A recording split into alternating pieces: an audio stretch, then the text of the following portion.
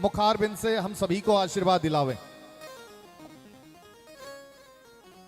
बोलो तेजाजी महाराज की,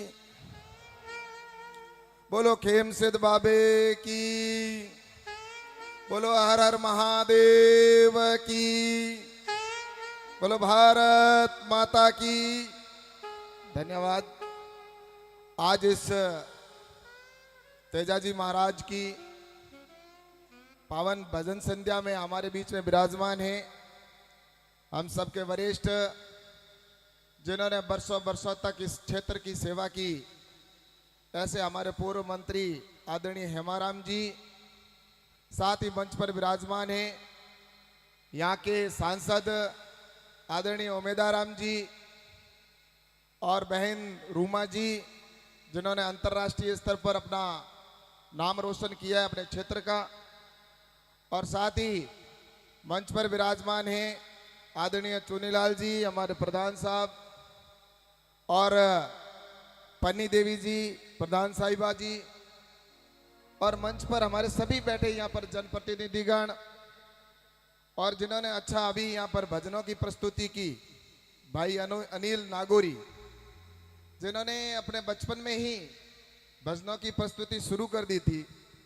लेकिन धीरे धीरे धीरे देखते देखते बहुत बड़ा हो गया अनिल आज, और आज नाम इसका पूरे देश ही नहीं दुनिया में हो गया है। तो इसके लिए जोरदार ताली बजे एक बार तो। और इसके साथ ही मंच का संचालन कर रहे जसवंत जी मायला और भाई श्रवण जी के लिए भी जोरदार ताली बजे,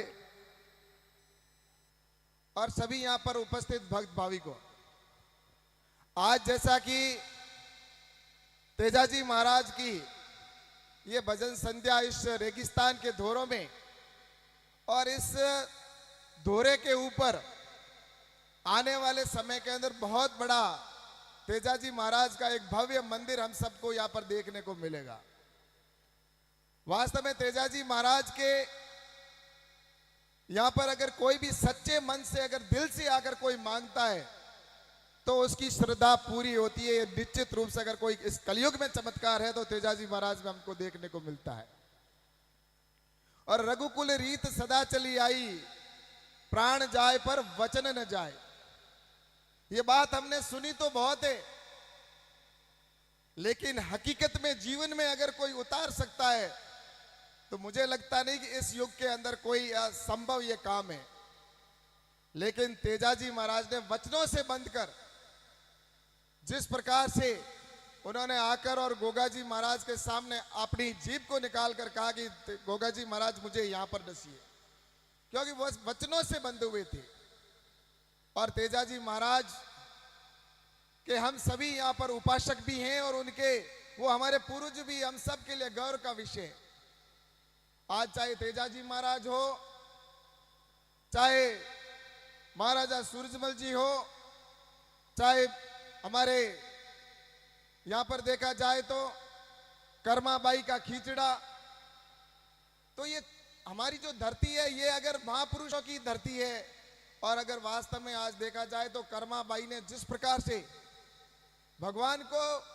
अपने जिद के आधार पर और अपने विश्वास के आधार पर उन्होंने खींचड़ा खिलाने का काम कर दिया था, तो ऐसे हमारे अगर सनातन में अगर कोई श्रद्धा से कोई भी अगर भगवान से मांगता है तो उसको निश्चित रूप से मिलता है। तो मुझे लगता है कि हम सभी यहाँ पर आज यहाँ पर उपस्थित हुए हैं, और मैं तो आप सबसे यही कहना चाहता हूं, हम सभी सौभाग्यशाली हैं कि हमने सनातन धर्म के अंदर जन्म लिया। और हमारे बीच में संत भी पधारे हैं, आपका स्वागत है, पधारिए। मैं आप सबसे निवेदन करना चाहता हूं कि हम सभी आज इतनी बड़ी संख्या के अंदर इस क्षेत्र के अंदर देख रहे हैं कि हम बहुत दूर दूर से यहां तक पहुंचे। आज खरनाल के अंदर तेजाजी महाराज का भी मेला है, तो ऐसे पूरे इस राजस्थान में ही नहीं, पूरे देश में ही नहीं, आज पूरे दुनिया के अंदर भी तेजाजी महाराज का जिस तरह से मंदिर बनाकर और वहां पर श्रद्धा से वहां पर जाकर और श्रद्धालु जाते हैं, ये एक श्रद्धा का ही कारण है कि हम सनातन में विश्वास रखते हैं। और सनातन एक ऐसा धर्म है,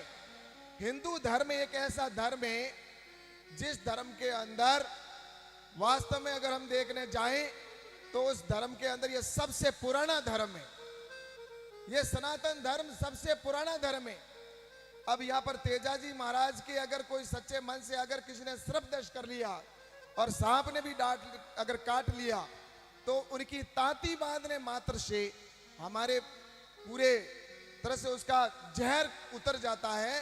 तो ये उनके शब्दों के अंदर और उनके अंदर श्रद्धा के अंदर है। और मैं तो आप सबसे यही कहना चाहता हूं कि यहाँ पर आज हम देखते हैं ये मिसाइलें आती है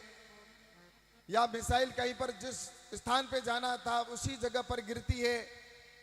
या हम आज हवाई जहाज देखते हैं उड़ती हुई। और ये अभी के कहते हैं कि इसके आविष्कार वो था, आविष्कारक वो था, या ज्यादा से ज्यादा कोई पुराने होंगे हवाई जहाज का आविष्कार करने वाले तो ज्यादा से ज्यादा 100-125 साल पुराने होंगे।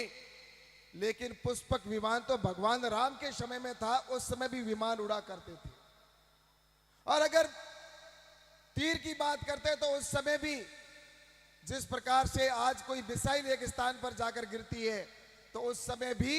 मिसाइल उसी प्रकार से तीर जिस स्थान पर गिराना होता था वहीं पर तीर जाता था। और इसी तरह से मैं आपको कहना चाहता हूं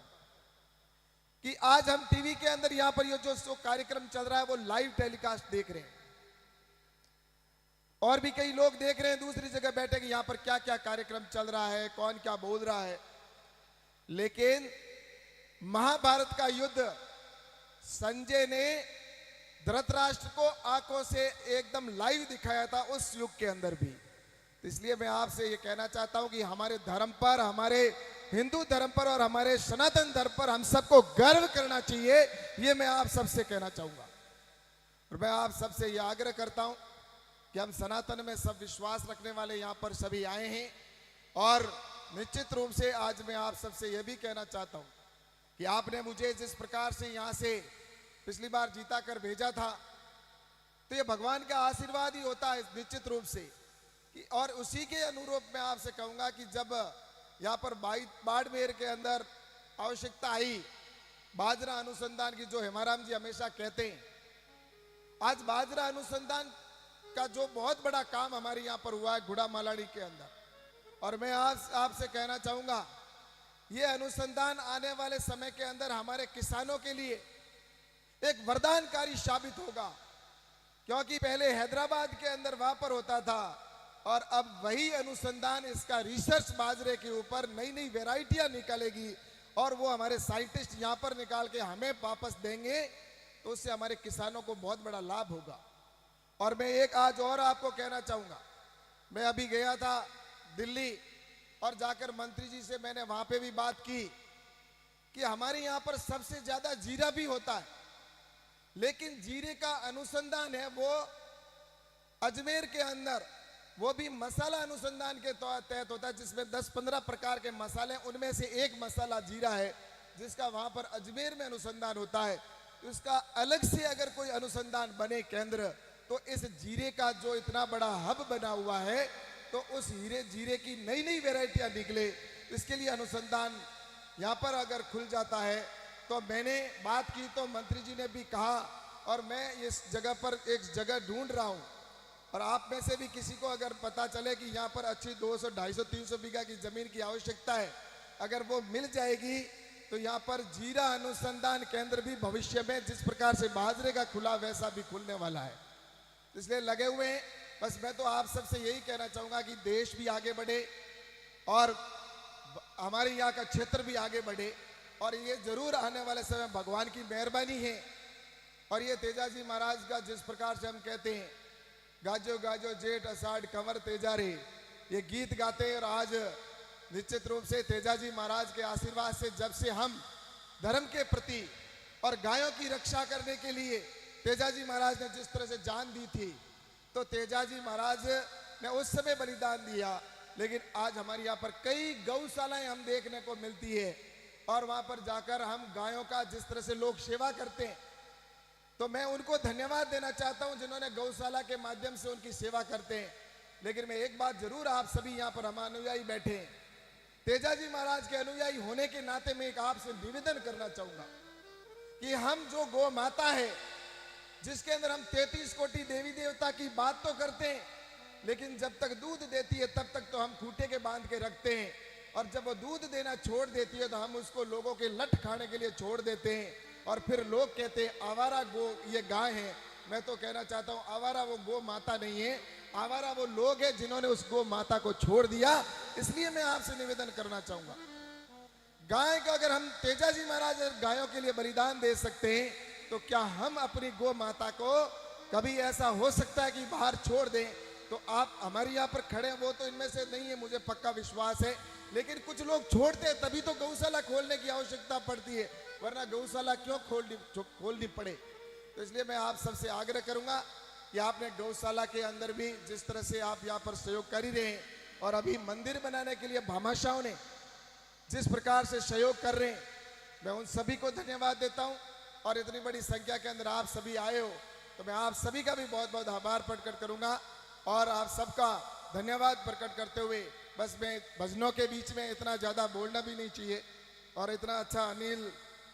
जो अब भजनों की प्रस्तुति कर रहा है, लेकिन आयोजकों ने 2 शब्द कहा कि बोलिए, तो जरूर मैंने बात कही है, लेकिन मैं सभी आयोजक को